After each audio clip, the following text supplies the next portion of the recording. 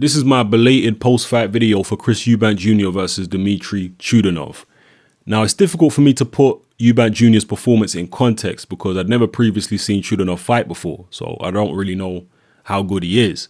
But from what I saw in the ring, Chudinov was pretty rudimentary. Slow hands, slow feet, not a great defense, came forward in straight lines, pretty unimaginative. And he seemed quite a bit smaller than Eubank Jr. as well. I think it's fair to say Eubank Jr. is a pretty damn big middleweight. So he had a decided advantage there. Eubank Jr. was a lot more relaxed than he was in the Billy Joe Saunders fight. He kept up a good work rate. He was holding and hitting a lot on the inside, but it was the type of holding and hitting where he was holding one of his opponent's arms and hitting with the other arm. And a lot of referees do permit that. If you've got an arm free, especially in America, you'll hear the referee say, punch or get out. Use that arm to punch or get out the clinch. So I'm not sure whether, it might be a bit of a gray area, but I'm not sure whether that was excessive holding or not, given the fact he was punching with his free arm a lot of the time.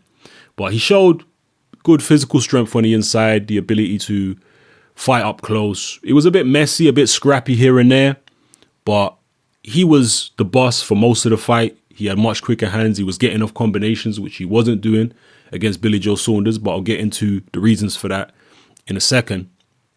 And he showed a fairly good defense, I suppose. He did get clipped here and there. His footwork was okay. It was a bit haphazard, though. It was a bit scrappy. There wasn't much fluidity to what he was doing. That's the only thing I would say. But how much of that was down to Chudinov or how much of that was down to Eubank's sloppy technique, I don't know. Maybe Chudinov was forcing haphazard type footwork out of him. I don't know.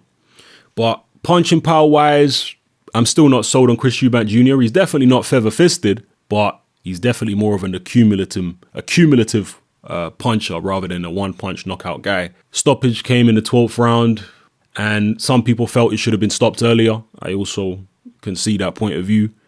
But nonetheless, the right guy won the fight. Now, it was a better performance than a Billy Joe Saunders performance.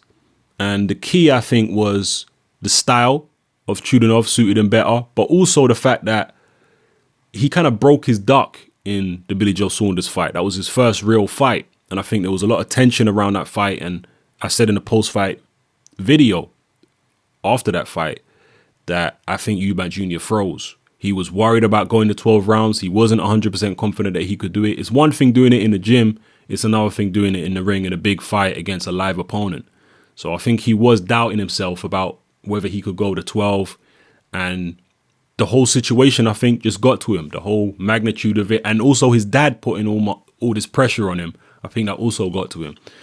It was the classic symptoms of a guy freezing because he wasn't getting his shots off. And when he did get his shots off, they were sloppy. You see this all the time with young amateurs. Anyone who's been involved in amateur boxing, you see it all the time.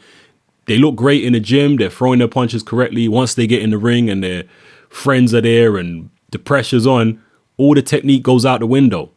They either can't throw any punches, or when they do throw punches, it's all sloppy swings, right? And it happens a lot as well with young pros, especially guys who didn't have extensive amateur careers. When they turn professional on their debut or the first couple fights, you see the same kind of thing. And I think that's what I'm convinced that's what happened with Eubank Jr. in the first Billy Joe Saunders fight.